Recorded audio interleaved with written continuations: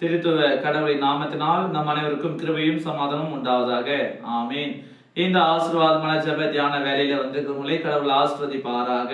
இயேசு ஆண்டவர் தமது 2ஆம் வருகை குறித்து போதிக்கிறார். அதிலே பார்க்கின்ற பொழுது 10 கன்னிகைகள் வரப்போகிற மணவாளனை சந்திக்கும்படியாக போறாங்க. 10 பேரும் விளக்குகளை எடுத்துக்கொண்டு போறாங்க.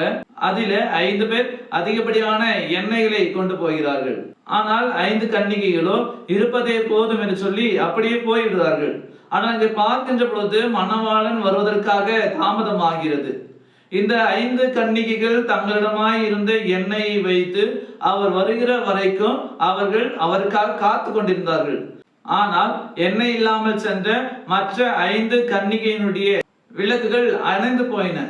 மணவாளன் வருவதற்குள்ளாக அவருடைய விளக்கிலிருந்த எண்ணெய்கள் தீர்ந்து போயின.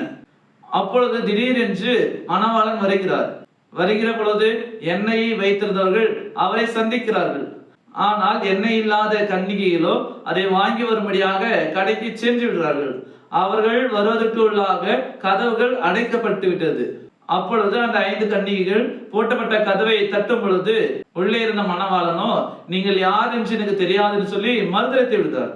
அப்போ அங்க பார்க்கின்ற பொழுது அந்த 5 கன்னிகைகள் எச்சரிக்கையாக ஆயத்தமாக இருந்தார்கள்.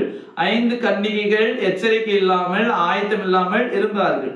அப்ப இன்றைக்கு இந்த நாள்ல வந்திருக்க நாம கூட எச்சரிக்கையா இருக்க வேண்டும், ஆயத்தமா இருக்க வேண்டும், ஆவியிலே அனலா இருக்க வேண்டும். வேதத்துல பார்க்கின்ற பொழுது ஆவியும் அனலா இருக்கிறது, மாம்சமும் பலவீனம் உள்ளதா இருக்கிறது. அப்ப இன்றைக்கு நாம ஆவியில அனலா இருக்கிறோம். அதே போல நம்முடைய மாமிசத்துல கூட நாம அனலா இருக்க வேண்டும். அது எப்படி என்றால் நம்முடைய அன்புல மாயமற்றதான அன்பா இருக்க வேண்டும், நன்மையை பற்றி கொண்டிருக்க வேண்டும், சகோதர சிநேகத்தில் ஒருவரில் ஒருவர் பட்சமா இருக்க வேண்டும், கனம் பண்ணுவதில் ஒருவருக்கு ஒருவர் முந்திக் கொள்ள வேண்டும். இப்படிப்பட்ட அநேக காரியங்கள் நம்ம வேதத்தில் நாம் பார்க்கிறோம். நாம ஆவியில நம்முடைய சரீரத்தில் நாம் எப்படி நாம் அனலா இருக்க வேண்டும் என்று சொல்லி ஆயத்தமா இருந்த அந்த 5 கன்னிகளை போல நாம இயேசு ஆண்டவருக்காக நாம் என்ன பண்ணோம், ஆவியில அனல் உள்ளவர்களா இருக்க வேண்டும். ஏனென்றால் இயேசு ஆண்டவர் கூட தனது வாழ்க்கை முழுவதிலும் ஆவியிலும் சரீரத்திலும் அனலா இருந்தார்.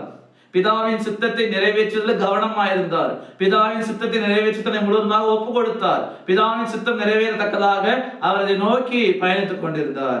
அப்ப இன்றைக்கு அவருடைய பிள்ளைகளாகிய நாமும் கூட, இயேசுவால் மீட்கப்பட்ட நாமும் கூட, இயேசுவால் ரட்சிக்கப்பட்ட நாமும் கூட ஆவியிலும் சரி சரீரத்திலும் சரி அனல் உள்ளவர்களாய் இருக்க வேண்டும். பிதாவின் சித்தம் நம் மீது இருக்கிறது. அந்த சித்தம் நிறைவேறத்தக்கதாக நாமும் கூட நம்மை கடவுளத்தில் ஒப்பு கொடுக்க வேண்டும். ஏனென்றால் வேதம் இப்படியாக சொல்கிறது, ரோமர் 12ஆம் அதிகாரம் 11ஆம் வசனம் இப்படியாக சொல்கிறது, அசதியாயிராமல் ஜாக்கிரதையாயிருங்கள், ஆவியிலே அனலாயிருங்கள், கர்த்தருக்கு ஊழியம் செய்யுங்கள். ஆம் எனக்கு அன்பானவர்களே, இன்றைக்கு வேதம் சொல்லுது அசதியா இருக்கக்கூடாது, சோம்பலா இருக்கக்கூடாது, சும்மா இருக்கக்கூடாது, ஆவியில அனல் உள்ளவர்களா இருக்க வேண்டும், ஆவியில அனல் பற்றி கொண்டிருக்க வேண்டும், கர்த்தருக்கு நாம் ஊழியம் செய்ய வேண்டும். அதற்காக இன்றைக்கு கடவுள் நம்மை அழைக்கிறார். நாம் நம்மை கடவுளத்துல ஒப்படைப்போம். தூய ஆவியானவர் நம்மை நிரப்புவார். அப்ப தூய ஆவியானவர் நம்மளே இறங்குகின்ற பொழுது நாம ஆவியிலும் சரி நம்முடைய சரீரத்திலும் சரி அனலுள்ளவர்களாய் நாம திகழ்வோம். அப்படிப்பட்ட மேலான ஒரு வாழ்வை வாழ்வதற்கு கடவுள் நமக்கு உதவி செய்வார். ஆமீன். லாபத்துக்கும் மேலான தெய்வீக சமாதானம் உங்கள் இருதயங்களையும் சிந்தனைகளையும் கிறிஸ்து இயேசுவுக்குள் காத்துக் கொள்வாராக. ஆமீன். யாவரும் கண்களை மூடி நாம் ஜெபிப்போம். துதிகளின் மத்தியில் வாசம் செய்கிற பரலோக பிதாவே, இந்த ஆசீர்வாதமான தியான வேலைக்காக நாங்கள் நன்றி படைக்கிறோம். ஆம், இந்த நாளிலும் கூட நாங்கள் ஆவியிலும் சரீரத்திலும் அனலுள்ளவர்களாய் இருக்க வேண்டும் என்பதை நாங்கள் தியானிப்பதற்கு நீர் உதவி செய்து அதற்காக நாங்கள் நன்றி படைக்கிறோம். இனி வரக்கூடிய காலங்களில் நாங்கள் ஆவியிலும் சரீரத்திலும் அனலுள்ளவர்களாய் உங்களுடைய நாம மகிமைக்கென்று வாழவும் வளரவும் இறைவன் தாமே தூய ஆவியின் வழியாக எங்களை பலப்படுத்த வேண்டுமாய் கூட நாங்கள் வேண்டி நிற்கிறோம்.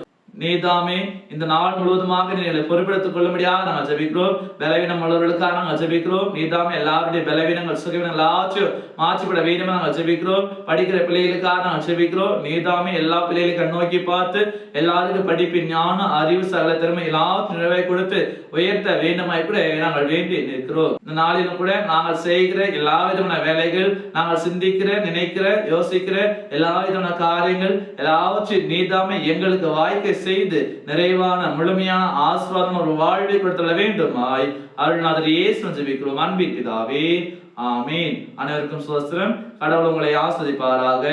ஆமீன்.